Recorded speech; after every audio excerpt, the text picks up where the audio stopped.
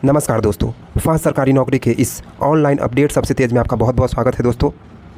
आज की इस वीडियो में दोस्तों बात करेंगे एसएससी सीपीओ का जो एग्ज़ाम हुआ है उसके क्वेश्चन के एनालिसिस के बारे में दोस्तों। तो चलिए आज का यह वीडियो स्टार्ट करते हैं। दोस्तों हम अपना पीडीएफ को ऑन कर लेते हैं। जैसा कि आप देख पा रहे होंगे कि हम अपना पीडीएफ ऑन कर लिया दोस्तों। जैसा कि आप देख पा रहे होंगे कि यह जो क्वेश्चन है मुझे कुछ फ्रेंड ने मुझे भेजा यह क्वेश्चन, और यह क्वेश्चन आप देख पा रहे होंगे कि क्या यही क्वेश्चन था। आप देख लीजिए दोस्तों कि शैलेंद्र राजा किस धर्म को मानते थे। डायरेक्ट जो सॉलिड से लिक्विड में चेंज होने को क्या कहा जाता है। आर्टिकल 48 क्या था, फंडामेंटल ड्यूटी से एक क्वेश्चन था, ऐसा बोला जा रहा है इसमें। उसके बाद आर्टिकल 280 है, उसमें 158 है, आर्टिकल 158 है। ये पूछा गया था क्या, इसी टाइप का क्वेश्चन पूछा गया था क्या। और इसमें आगे देख सकते हैं कि इसमें तो देख सकते हैं कि द गाइड पुस्तक के लेखक एक क्वेश्चन डैम से मिलता है दोस्तों, एक क्वेश्चन खरीफ क्रॉप से मिल रहा है, एक क्वेश्चन जो है डीपीएसपी से है, फाइनेंस कमीशन आर्टिकल था 280 जो है लिस्ट लिटरेसी रेट है। ये सब क्वेश्चन पूछा गया था। तो चलिए अगर पूछा गया था तो ये क्वेश्चन को हम डिस्कशन आज करते हैं दोस्तों। अब चलिए ये शिफ्ट 1 का क्वेश्चन है दोस्तों।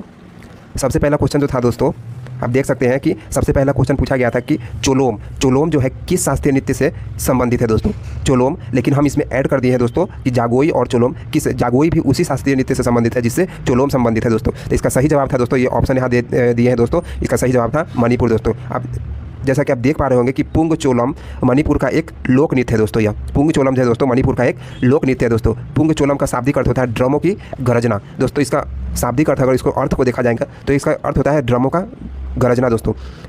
यह मणिपुर संकीर्ण संगीत और शास्त्रीय मणिपुरी नृत्य की आत्मा है दोस्तों। इसको शास्त्रीय नृत्य जो है मणिपुरी उसकी आत्मा कहा जाता है किसको, तो चोलोम को दोस्तों। इस शैली में नर्तक एक ही समय में नृत्य करते हुए, मतलब नर्तक जो है एक ही समय नृत्य भी करते हैं दोस्तों और पुंग भी करते हैं। पुंग का मतलब है हाथ से पीटे जाने वाले ड्रम का एक रूप होता है, उसको वो बजाते हैं। मतलब ये नर्तक यहाँ पर है और नर्तक जो एक ही समय में डांस भी कर रही है और डांस के साथ साथ वो ड्रम भी बजा रही है दोस्तों, ऐसा बोला जा रहा है। देखिए दोस्तों, इसके बाद बोला जा रहा है कि यह नृत्य एक कोमल लय द्वारा चिन्हित किया जाता है। मतलब यह नृत्य कैसा है, तो कोमल लय का यह नृत्य है दोस्तों, जो धीरे धीरे एक गड़गड़ाहट चरमोत्कर्षण तक बनाता है दोस्तों। यह Manipuri martial art Thangta, Manipuri martial art जो है थांगटा और सरित सरक से तत्वों से गुणों को अलग करता है दोस्तों। और भी आप देख सकते हैं दोस्तों इसके इंपॉर्टेंट फैक्ट है। और कुछ लोक नृत्य हैं जैसे कि रौफ देख सकते हैं, ये जम्मू और कश्मीर का है दोस्तों। वैसे ही भांगड़ा और गिद्धा जो है पंजाब का है, गरबा है गुजरात का है, रासलीला है उत्तर प्रदेश का, घूमर है राजस्थान का, बिहू है असम का, लावनी है महाराष्ट्र का दोस्तों। लावनी कहाँ का है दोस्तों, महाराष्ट्र का है। राउत नाचा कहाँ का है दोस्तों, छत्तीसगढ़ का है दोस्तों। ऊरा है कहाँ का है दोस्तों, उड़ीसा का है दोस्तों। दोस्तों एक क्वेश्चन पूछा गया था कि खेलो इंडिया यूथ गेम 2023 में कितने खेल शामिल थे। मतलब खेलो इंडिया यूथ गेम जो थे उसमें कितने खेल शामिल थे दोस्तों। तो इसमें 26 खेल यानी 26 खेल शामिल थे दोस्तों। यह जो है इस साल जो हुआ है दोस्तों, यह 6ठा संस्करण हुआ है। इसमें 26 खेल जो है शामिल है दोस्तों, 26 खेल शामिल है दोस्तों। इसके कुछ इम्पॉर्टेंट फैक्ट के बारे में जान लेते हैं दोस्तों कि इस खेल में जो खेलो इंडिया यूथ गेम है इसके इम्पॉर्टेंट फैक्ट जो है 2018 में नई दिल्ली में उद्घाटन संस्करण के बाद महाराष्ट्र में 2019 में कार्यक्रम की मेज़बानी की दोस्तों, जबकि 2020 में असम में आयोजित स्थल किया गया, मतलब असम में इसको आयोजित किया गया दोस्तों 2021 में, जिसे कोविड-19 के कारण स्थगित कर दिया गया था दोस्तों। 2022 में जो है जून 2022 में हरियाणा में आयोजित किया गया दोस्तों। वैसे ही देख पाएंगे दोस्तों कि आगे भी बहुत सारे इम्पोर्टेंट है, जैसे कि आप देख पाएंगे कि यह 13 दिन तक चला था। जब 5वां जब खेलो इंडिया हुआ था तो वो 11 फरवरी को चला था जो दोस्तों, वो मध्य प्रदेश में हुआ था और इसमें 8 अलग अलग शहर में हुआ था और इसमें 23 ही खेल शामिल थे। लेकिन 6ठा जैसे ही आया तो ये इसमें 26 खेल शामिल हो गया दोस्तों। वैसे ही आप पूरा एकदम यह डिटेल्स देख सकते हैं। एक क्वेश्चन पूछा गया था दोस्तों कि निम्नलिखित में से कौन सा उड़ीसा का लोक नृत्य है दोस्तों, कौन सा उड़ीसा का लोक नृत्य है दोस्तों। इसमें कुछ देख पा रहे होंगे कि उड़ीसा का लोक नृत्य जो है एक दिया था लावनी। आप तो जान ही रहे हैं कि लावनी उड़ीसा का नहीं है, लावनी महाराष्ट्र का है। लूर नृत्य है, फिर अकीरी नृत्य है, उसके बाद है चैती घोड़ा है दोस्तों। इसका सही जवाब था दोस्तों, उड़ीसा का जो है लोक नृत्य था चैती घोड़ा, इसका सही जवाब था दोस्तों। चैती घोड़ा का कुछ एक ट्रेडिशनल कहानी है दोस्तों, यहाँ पर कुछ कहानी के बारे में दिया गया है दोस्तों, आप देख सकते हैं। देखिए दोस्तों चैती घोड़ा जो है, चैती घोड़ा जो है ये लोक नृत्य जो है उड़ीसा के, यहाँ पर बोला जा रहा है कि उड़ीसा के लोक नृत्य जो है ये लोकप्रिय लोक नृत्य है जो दोस्तों। यह जो है कौन से जनजाति, देखिए एक जनजाति है दोस्तों, केओट जनजाति है। केओट जैसे मछुआरे जनजाति द्वारा किया जाता है। यह नृत्य जो है वर्ष के चैत महीने का प्रतिनिधित्व करता है दोस्तों, जो मार्च से अप्रैल तक बैसाख पूर्णिमा तक होता है, जो अप्रैल से मई तक होता है। और उड़ीसा में घोड़ा का मतलब घोड़ा होता है दोस्तों। यह जो है यह कहानी कुछ देख पाएंगे आप, आगे देखिए कि कुछ कहानी था कि यह कहानी से संबंधित है दोस्तों। जब भगवान राम ने आदिवासी कोओट मछुआरे की मदद से नदी पार की थी दोस्तों, मतलब मछुआरा का कोओट जनजाति जो है वो मछुआरे है, उसके मदद से जो है भगवान राम नदी पार किए थे। और बदले में भगवान राम ने मछुआरे को एक घोड़ा दिया था दोस्तों। भगवान राम जो है उसको एक घोड़ा दिया था। इससे संबंधित है, आप इसको पढ़ सकते हैं, हमारे PDF को अपलोड कर दिया जाएगा। ये टोटल कहानी है। अगला क्वेश्चन पूछा गया था दोस्तों कि पूर्वी घाटों की औसत ऊंचाई जो है मीटर में क्या होता है। तो इसका ऑप्शन दिया गया था 700 से 710, ये ऑप्शन दिया गया था। तो इसका सही जवाब है दोस्तों 600 से 650 इसका सही जवाब है दोस्तों। लेकिन यहाँ पर 610 दिया है, तो ये भी 610 तक चलेगा दोस्तों। ये 600 प्लस है दोस्तों और 650 के अंडर है। तो जैसा कि आप देख पा रहे होंगे कि पूर्वी घाट की औसत ऊंचाई जो है 600 से 610 मीटर है दोस्तों। और पूर्वी घाट जो है 915 से 1220 मीटर तक यह लंबा है दोस्तों, ऐसा बोला जा रहा है। आप देख सकते हैं, देखिए इसमें बोला जाए कि पूर्वी तटीय मैदान के बारे में है, पूर्वी घाट के बारे में दोस्तों, आप देख लीजिएगा इसको। देखिए दोस्तों एक क्वेश्चन था इस आंध्र प्रदेश से क्वेश्चन था दोस्तों कि आंध्र प्रदेश की सबसे ऊंची चोटी कौन है दोस्तों। क्वेश्चन कुछ अलग था, उसमें था कि आंध्र प्रदेश की सबसे पश्चिम चोटी कौन सा है, सबसे पश्चिम चोटी कौन सा है, इस तरीके का क्वेश्चन था। तो हम इसको उसके बेसिस पर किए थे दोस्तों। आप इसको मिला लीजिएगा एक बार दोस्तों। इसका सही जवाब था दोस्तों अरमा कोंडा। इसका सही जवाब था दोस्तों अरमा कोंडा। इसका सही जवाब था अरमा कोंडा दोस्तों। जैसे कि आप देख पा रहे होंगे कि अरमा कोंडा जो है दोस्तों सीतामा कोडा, इसको सीतामा कोडा भी बोला जाता है, आंध्र प्रदेश की सबसे ऊंची पर्वत चोटी है दोस्तों।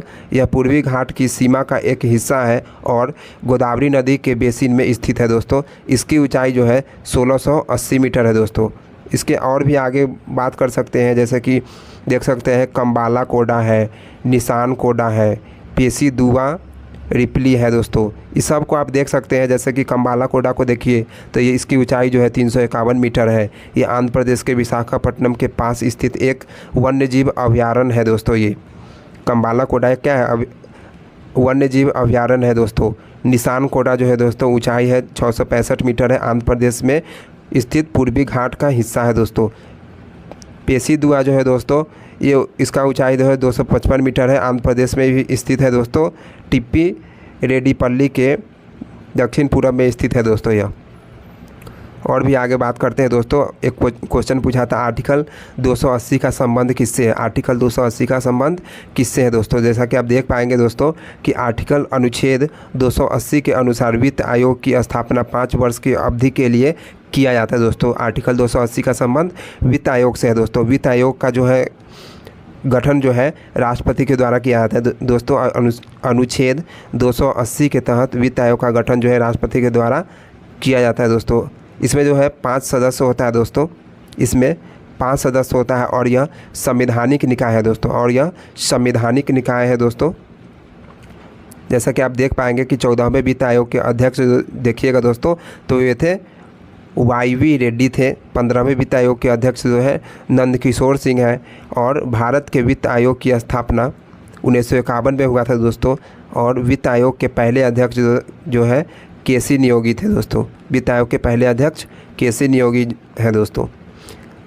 और इसके अगले फैक्ट के बारे में देखिए दोस्तों, आयोग ने हर 5 साल में एक अध्यक्ष और 4 अन्य सदस्य, इसमें एक अध्यक्ष यानी इसमें 5 मेंबर होते हैं जिसमें से एक अध्यक्ष होता है और 5 अन्य सदस्य को होता है दोस्तों। वित्त आयोग भारतीय संविधान के अनुच्छेद 280 के तहत भारत के राष्ट्रपति के द्वारा समय समय पर गठित किया जाता है। इसका गठन भारत की केंद्र सरकार और व्यक्तिगत राज्य सरकारों के बीच वित्तीय संबंधों को परिभाषित करने के लिए किया जाता है दोस्तों। वित्त आयोग नियम 1951 संवैधानिक निकाय के सदस्य होने के मानदंड निर्धारित करता है दोस्तों। एक क्वेश्चन पूछा गया था, आगे देखिए, कि एक राज्यपाल को 2 या 2 से अधिक राज्यों का राज्यपाल बनाया जा सकता है, वह किस अनुच्छेद में दोस्तों। क्वेश्चन पूछा गया था कि एक राज्यपाल को 2 या 2 से अधिक राज्यों का राज्यपाल बनाया जा सकता है, वह किस अनुच्छेद में दोस्तों। इसका सही जवाब था दोस्तों अनुच्छेद 153, इसका सही जवाब है दोस्तों। एक्स्ट्रा फैक्ट के बारे में दोस्तों देख लीजिए यहाँ पर, भाषाएं आधारित राज्यों के पुनर्गठन से संबंध में राज्य पुनर्गठन आयोग की सिफारिश को लागू करने के लिए 7वें संविधान संशोधन अधिनियम 1956 की आवश्यकता थी दोस्तों। जैसे कि भारत में जो है भाषाई आधार पर राज्यों का गठन के लिए 7वें संविधान संशोधन का जरूरी था दोस्तों, 1956 की आवश्यकता था दोस्तों। और देखिए यहाँ पर अनुच्छेद 153 में एक ही व्यक्ति को 2 या 2 से अधिक राज्यों के राज्यपाल के रूप में नियुक्त करना संभव बनाने का प्रावधान जोड़ा गया दोस्तों। इसी संविधान संशोधन यानी 7वें संविधान संशोधन 1956 के तहत इसको जोड़ा गया था दोस्तों। और भी अनुच्छेद आप देख सकते हैं कि अधिनियम ने अनुच्छेद 1, 3, 49, 80 ऐसे करके पूरा देखिए यहाँ पर में संशोधन किया गया। इस सब में संशोधन हुआ। इसमें जो है 258 ए है, 290 ए, ये सब जोड़ा गया 350 ए ऐसे करके ये सब सम्मिलित किया गया दोस्तों। और भाग 8 और अनुसूचियाँ 1, 2, 3, 4 और 7 में संशोधन किया गया दोस्तों। अनुसूची में भी संशोधन किया गया दोस्तों। अनुसूची 1, 2 और 4 और 7 में परिवर्तन किया गया दोस्तों। अगला क्वेश्चन है कि किस अनुच्छेद के तहत मंत्रिपरिषद जो है लोकसभा के प्रति सामूहिक उत्तरदायी होता है। मंत्रिपरिषद जो है लोकसभा के प्रति सामूहिक उत्तरदायी होता है। तो अनुच्छेद 75 का 3 होगा दोस्तों इसका आंसर। जैसा कि आप देख पाएंगे दोस्तों कि भारतीय संविधान का अनुच्छेद 75 का 3 कहता है कि मंत्रिपरिषद को लोकसभा के प्रति सामूहिक रूप से उत्तरदायी बनाता है दोस्तों। अनुच्छेद 75 कहता है कि मंत्रिपरिषद को लोकसभा के प्रति सामूहिक उत्तरदायी बनाता है दोस्तों। सामूहिक उत्तरदायी का अर्थ है कि मंत्रिपरिषद जो है लोकसभा के समक्ष जो है एकल इकाई के रूप में सरकार यानी कार्यपालिका, सरकार का मतलब क्या होगा दोस्तों, कार्यपालिका के प्रत्येक कार्य के लिए उत्तरदायी होता है, क्योंकि वह कार्यपालिका और विधानमंडल के बीच एक सेतु का कार्य करता है। मतलब एक सेतु यानी एक जुड़ाव का काम करता है दोस्तों। यह देखिए दोस्तों, इसमें एक बात कहा गया है कि प्रधानमंत्री के विरुद्ध अविश्वास प्रस्ताव, एक होता है अविश्वास प्रस्ताव होता है दोस्तों, जिसको पारित होने पर की स्थिति में जो है सरकार को जो है त्यागपत्र देना पड़ेगा दोस्तों। और उससे पूरी ही मंत्रिपरिषद जो है भंग हो जाता है दोस्तों, पूरी ही मंत्रिपरिषद भंग हो जाएगा दोस्तों। लेकिन अगर कोई एक सदस्य अगर त्यागपत्र दे देता है तो उससे जो है पूरा मंत्रिपरिषद नहीं भंग हुआ। लेकिन अगर प्रधानमंत्री त्यागपत्र अगर दे देता है तो पूरी मंत्रिपरिषद भंग हो। दोस्तों अगला पॉइंट देखिए कि भारत के पहले आम चुनाव के बाद 17 अप्रैल 1952 को पहली लोकसभा का गठन किया गया था दोस्तों। इस लोकसभा का पहला सत्र जो है 13 मई 1952 को शुरू हुआ दोस्तों। पहली लोकसभा जो है दोस्तों 5 साल के अपने पूर्ण कार्यकाल तक चला दोस्तों और 4 अप्रैल 1957 को भंग कर दी गई दोस्तों। पहली लोकसभा की अवधि जो है 13 मई से लेकर के 1952 से लेकर 4 अप्रैल 1957 तक चला। और प्रथम अध्यक्ष जो है श्री जी.वी. मावलंकर जी थे दोस्तों। और प्रथम उपाध्यक्ष जो है श्री M.A. अयंकर थे। और प्रथम महासचिव जो है श्री M.N. कौल थे दोस्तों। आप इस तरीके से पूरे देख पाएंगे, अपना क्वेश्चन मैच करते रहिएगा कि आपका कितना सही हो रहा है, आप कौन सा ऑप्शन चुने थे। देखिए दोस्तों, एक क्वेश्चन पूछा था कि मौलिक कर्तव्य का संबंध किस अनुच्छेद से दोस्तों। एक क्वेश्चन पूछा गया था कि मौलिक कर्तव्य जो होता है उसका संबंध किससे, तो आर्टिकल 51 के ये इसका सही जवाब है दोस्तों। आर्टिकल 51 का ये इसका सही जवाब है दोस्तों। मौलिक कर्तव्य आर्टिकल 51 का ए है दोस्तों। मौलिक कर्तव्य और मौलिक अधिकार दोनों अलग अलग दोस्तों, आपको पता होना चाहिए। मौलिक कर्तव्य और मौलिक अधिकार। मौलिक अधिकार कितने हैं दोस्तों? मौलिक कर्तव्य कितने हैं दोस्तों? तो 11 मौलिक कर्तव्य है दोस्तों, आपको पता होना चाहिए। जैसा कि आप देख पाएंगे दोस्तों, देखिए एक क्वेश्चन पूछा गया था कि मौलिक कर्तव्य का संबंध किस अनुच्छेद से है, तो हम 51 का ए मार दिए। लेकिन एक क्वेश्चन यह भी पूछा गया था दोस्तों कि मौलिक कर्तव्य का संबंध निम्न में से किसका नहीं है। 1 मिनट, ये क्वेश्चन मैं देख लेता हूँ दोस्तों। देखिए मौलिक कर्तव्य जो है दोस्तों, इसमें आप देख सकते हैं कि इसमें कौन कौन हमारा मौलिक कर्तव्य है दोस्तों। आप देख लीजिए कि मौलिक कर्तव्य जो है संविधान का पालन करना और उसके आदर्शों और संस्थानों यानी राष्ट्रीय ध्वज और राष्ट्रगान का सम्मान करने के लिए यह मौलिक कर्तव्य बनाया गया। इसमें पहला मौलिक कर्तव्य में यही कहा गया कि राष्ट्रीय ध्वज और राष्ट्रीय गान का सम्मान करना है। और दूसरा बोला गया कि स्वतंत्रता के लिए हमारे राष्ट्रीय संघर्ष को प्रेरित करने वाले महान आदर्शों को संजोना है दोस्तों और उनका पालन करना है। भारत की संप्रभुता, एकता और अखंडता को बनाए रखना है और उसकी रक्षा करना है दोस्तों। अगला बोला गया है कि देश की रक्षा करने और ऐसा करने के लिए बुलाए जाने पर राष्ट्रीय सेवा प्रदान करना होगा दोस्तों। यानी अगर देश पर कोई खतरा आ गया तो उसको मतलब टालने के लिए आपको बुलाया जा सकता है, तो उसके लिए आपको जाना पड़ेगा। हमारा मौलिक कर्तव्य बनता है दोस्तों। भारत के सभी लोगों के बीच सद्भावना और समान भाईचारे के भावना को बढ़ावा देने के लिए धार्मिक, भाषाई और क्षेत्र या अनुभागीय विविधता से परे महिलाओं की गरिमा के लिए अपमानजनक प्रथाओं को त्याग करने के लिए दोस्तों ये सब बनाया गया है।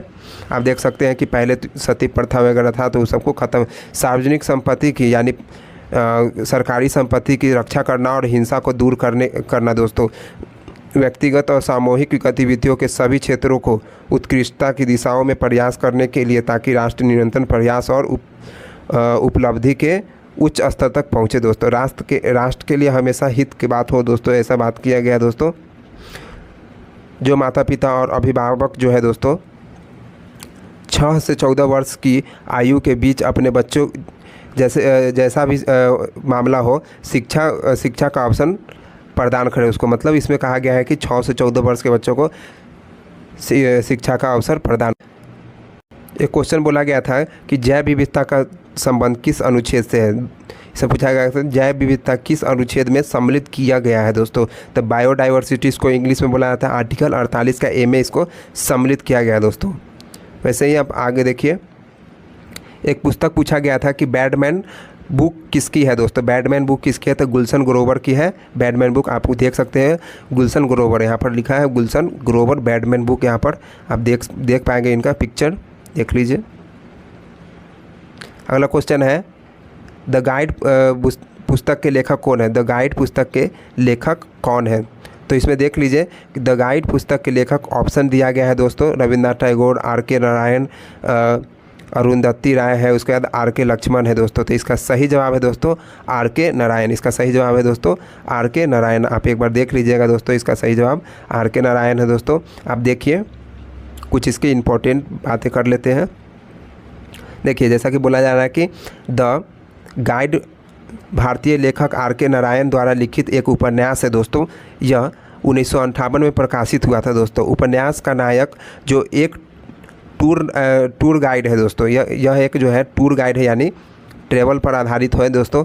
उसके आध्यात्मिक मार्गदर्शन बनाने की यात्रा पर केंद्रित है दोस्तों, यात्रा पर केंद्रित है, आप देख पाएंगे।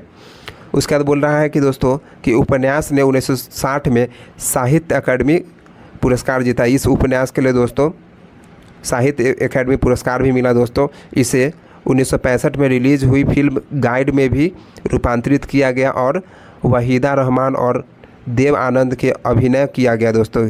देव आनंद और वहीदा रहमान अभिनय किया, इसमें शामिल किया गया। वैसे ही आप बहुत सारे पुस्तक के बारे में आप देख पाएंगे दोस्तों। जैसा कि आप लेखक है रविन्द्रनाथ टैगोर का पुस्तक है गीतांजलि, पहला पुस्तक है रविन्द्रनाथ टैगोर का दोस्तों गीतांजलि, और दूसरा पुस्तक है काबुली वाला, काबुली वाला, काबुली वाला, काबुली वाला।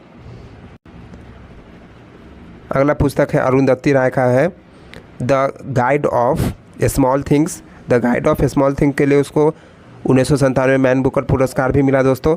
The ministry of utmost happiness दोस्तों, यह भी पुस्तक है अरुंधति राय का दोस्तों। तीसरा पुस्तक है the algebra of infinity justice, यह भी पुस्तक है अरुंधति राय का। उसका देखिए झुम्पा लाहिड़ी का एक पुस्तक है इंटरप्रेटर ऑफ मेलडीज है दोस्तों। दूसरा पुस्तक है द नेमसेक पुस्तक है, द लोलैंड पुस्तक है दोस्तों। ये पुस्तक सारे आप देख पाएंगे कि ये झुम्पा लाहिड़ी का पुस्तक है और इसमें ऑप्शन में दिया हुआ था, इसलिए आपको हम वो फैक्ट को हम जोड़े थे। अगला आप देख पाएंगे दोस्तों कि दशहरा जो है, इसमें पूछा गया था क्वेश्चन कि दशहरा जो है हिंदू पंचांग के अनुसार कब मनाया जाता है, यानी किस माह में मनाया जाता है। तो यह आश्विन माह में मनाया जाता है। दशहरा जो है आश्विन माह में मनाया जाता है। दशहरा से जुड़े कुछ इंपॉर्टेंट पॉइंट है दोस्तों, आप इसको पढ़ सकते हैं। दशहरा के इसमें एक इम्पॉर्टेंट पॉइंट है कि आश्विन माह के दौरान नवरात्रि के 9वें दिन में होता है दोस्तों। इसमें देखिए ग्रेगोरियन कैलेंडर में आमतौर पर सितंबर अक्टूबर, ग्रेगोरियन कैलेंडर के अनुसार बात किया तो सितंबर अक्टूबर है दोस्तों। यह अक्सर जो है 10वें दिन दशहरा होता है, यानी 10वें दिन यानी दशहरा तो जिसे विजयदशमी भी कहा जाता है, उत्सव के साथ समाप्ति के साथ यह होता है दोस्तों। यह जो है दुर्गा पूजा जो होता है उसकी समाप्ति होता है दोस्तों इस दिन, दशहरा के दिन। एक क्वेश्चन पूछा गया था कथा सरित सागर पुस्तक किस भाषा में दोस्तों। एक क्वेश्चन पूछा गया कि कथा सरित सागर जो है किस भाषा में दोस्तों। तो यह जो है संस्कृत भाषा में है दोस्तों। यह किस भाषा में है, तो संस्कृत भाषा में दोस्तों कथा सरित सागर के कुछ इम्पोर्टेंट बारे में इसके बात कर लेते हैं दोस्तों। कथा सरित सागर को कहानियों का महासागर के रूप में भी जाना जाता है उसको। यह भारतीय किंवदंतियों, परियों की कहानियाँ और लोक कथाओं का प्रसिद्ध 11वीं शताब्दी का संग्रह है दोस्तों।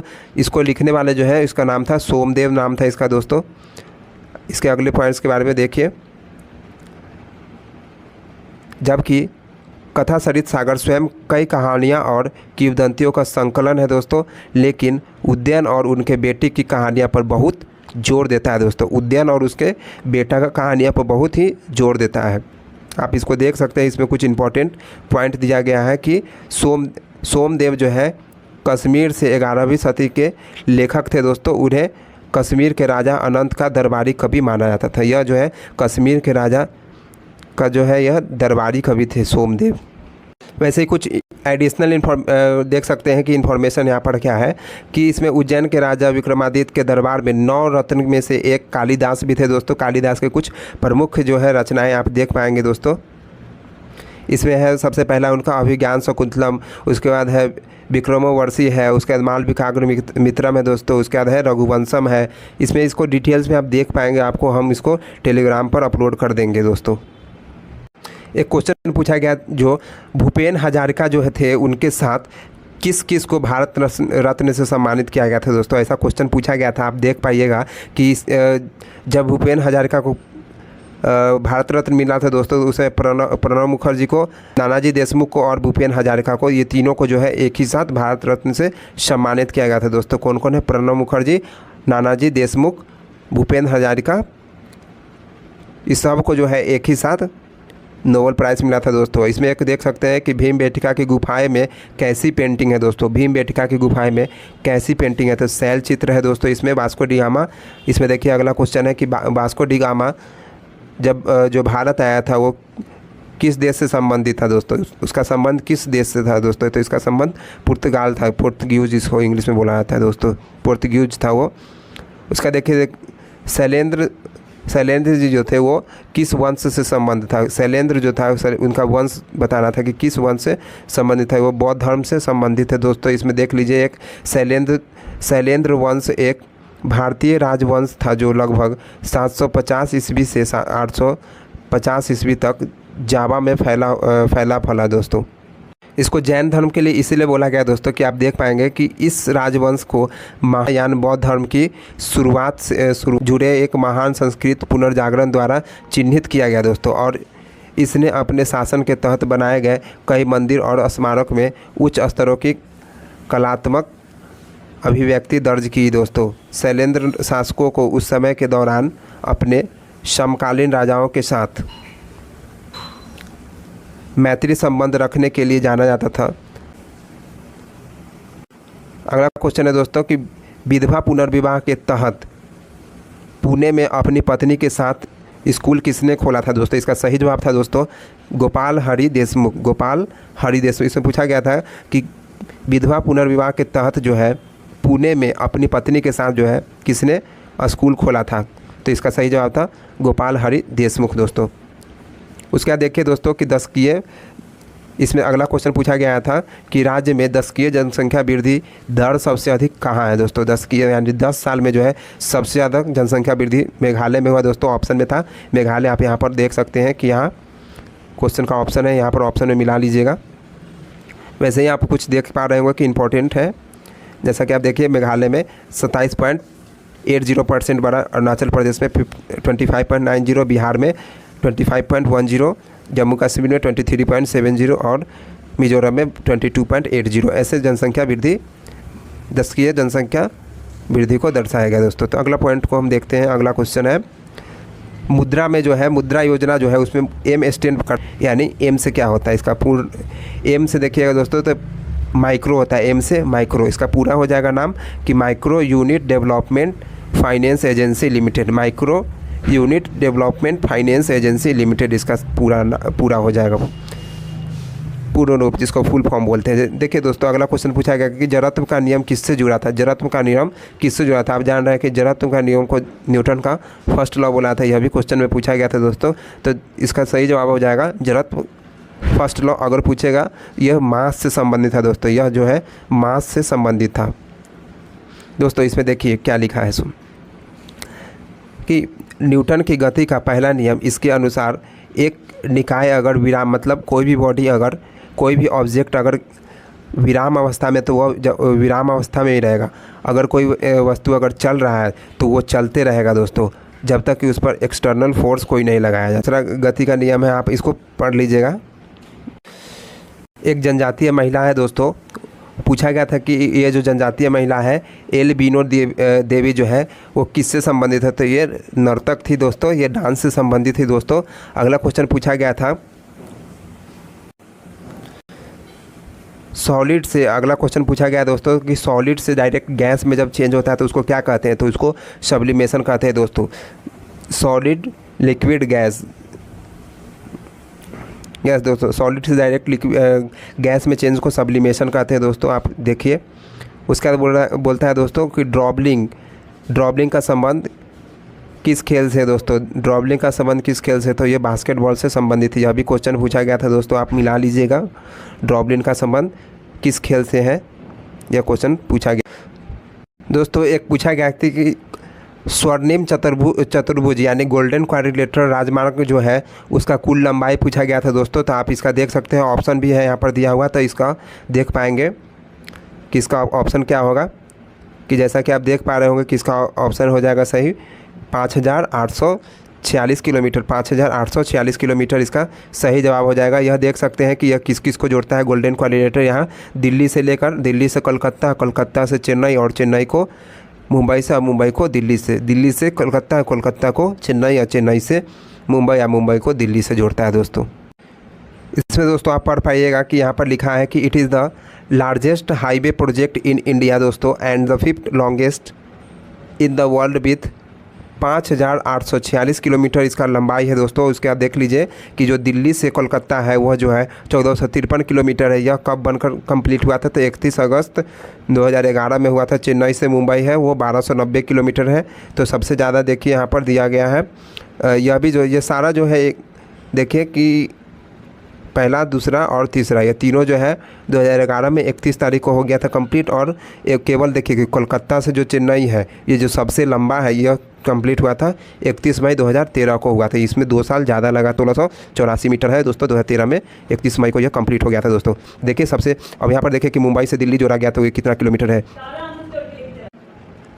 अब देख पा रहे होंगे कि there for Kolkata Chennai the longest corridor in the golden quadrilateral, यानी कलकत्ता और चेन्नई के बीच जो जोड़ा गया है ये सबसे लंबा है, आप देख सकते हैं 1684 आप देख पाएंगे दोस्तों। एक क्वेश्चन ये अभी पूछा गया था कि दिवाली जो है हिंदू पंचांग के अनुसार कब मनाया जाता है, तो दोस्तों यह कार्तिक माह में मनाया था। दिवाली जो है कार्तिक माह में मनाया जाता है दोस्तों। आप देख पाएंगे इसके इंपॉर्टेंट की पॉइंट्स के बारे में। तो दिवाली जो है अंधकार पर प्रकाश का, बुराई पर अच्छाई का और अज्ञान पर ज्ञान की आध्यात्मिक जीत का प्रतीक है दोस्तों। त्यौहार जो है आमतौर पर 5 दिनों तक चलता है दोस्तों। और हिंदू चंद्र महीने कार्तिक यानी चंद्र महीने कार्तिक के बारे में बोल रहा है दोस्तों। मध्य अक्टूबर और मध्य नवंबर के बीच के दौरान मनाया जाता है दोस्तों। दिवाली जो है अमावस्या यानी अमावस्या का मतलब होता है अब नया मून आने वाला है, यानी अमावस्या के दिन तो अंधेरा होता है लेकिन अब नया मून आने वाला है, इसको बुलाता है न्यू मून को मनाई जाती है दोस्तों। हर साल कार्तिक महीने के 15वें दिन मनाया जाता है दोस्तों। वैसे ही आप देखेंगे तो वैदिक लोगों ने देखा कि चंद्रमा नियमित रूप से मोम और छीनन से पीड़ित होता है दोस्तों, जबकि सूर्य स्थिर रहता है, सूर्य जो है स्थिर रहता है दोस्तों। ऐसा पुराने लोगों का कहना है दोस्तों। हिंदू धर्म में अमावस्या त्यौहार जो है दिवाली है, जन्माष्टमी है, उसके बाद है शिवरात्रि है, इस तरीके का त्यौहार है, यह अमावस्या के दिन मनाया जाता है। और वैसे ही देखिए कि पूर्णिमा के दिन त्यौहार जो मनाया जाता है उसको देख लीजिए कि हिंदू धर्म में पूर्णिमा त्यौहार जो है होली है, रक्षाबंधन है, करवा चौथ है, ये सब जो है पूर्णिमा के दिन मनाया जाता है दोस्तों। देखिए दोस्तों आर्टिकल जो है 51A से 2 तरीके से क्वेश्चन पूछा गया था। पहला क्वेश्चन आप इसमें देख लीजिए कि निम्न में से कौन सा, ऐसे पूछा गया था निम्नलिखित में से कौन सा अनुच्छेद 51A में नहीं है, यानी 51A में जो है मूल कर्तव्य है इसमें शामिल नहीं है। तो इसका सही जवाब था दोस्तों, इसमें सही दिया हुआ है देश की रक्षा करना, उसके सार्वजनिक संपत्ति को सुरक्षा करना, उसके बाद वैज्ञानिक दृष्टिकोण को बढ़ावा देना। देखिए दोस्तों अगर देश की रक्षा करेंगे तो यह तो मूल कर्तव्य बनता है हमारा, उसका सार्वजनिक संपत्ति यानी जो होता है सरकारी संपत्ति उसको जो है सुरक्षा करना। तो ये भी सही होगा दोस्तों, क्योंकि सरकारी संपत्ति जो है देश का संपत्ति है दोस्तों। उसका देखिए वैज्ञानिक दृष्टिकोण का, यानी वैज्ञानिक दृष्टिकोण से अगर देखिएगा दोस्तों तो वह भी जो है देश को तरक्की में लगा रहा है दोस्तों। और उसका देखिए कि करों का भुगतान करना, तो करों का भुगतान करना तो हम ये संबंधित नहीं है दोस्तों। तो ये इसका सही जवाब हो जाएगा कि 51A में जो है इसका वर्णन नहीं है दोस्तों। वैसे ही आप देख पाएंगे कि दोस्तों हमारा जो है मूल कर्तव्य में जो है इसमें देख लीजिए कि ये टोटल शामिल है दोस्तों, इसको एक बार पढ़ लीजिएगा। वैसे ही कुछ अनुच्छेद के बारे में देख लीजिए कि एक अनुच्छेद है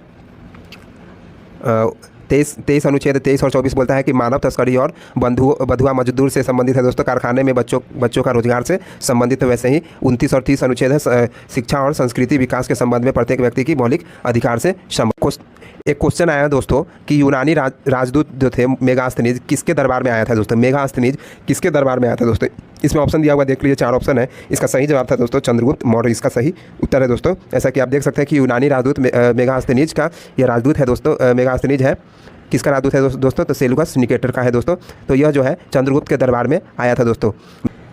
मेगास्थनीज हेलेनिस्टिक काल में एक प्राचीन यूनानी इतिहासकार, राजनयिक और अन्वेषक थे। मेगास्थनीज 302 और 288 ईस्वी पूर्व के बीच सेलुकस प्रथम निकेटर के राजदूत के रूप में भारत की यात्रा की। यह दोस्तों भारत की यात्रा कब किया था दोस्तों, तो 302 में भी किया, 288 ईस्वी में किया। यह सेलुकस निकेटर जो है उसके सेलुकस प्रथम निकेटर के यह राजदूत थे दोस्तों, यह भारत की यात्रा किया।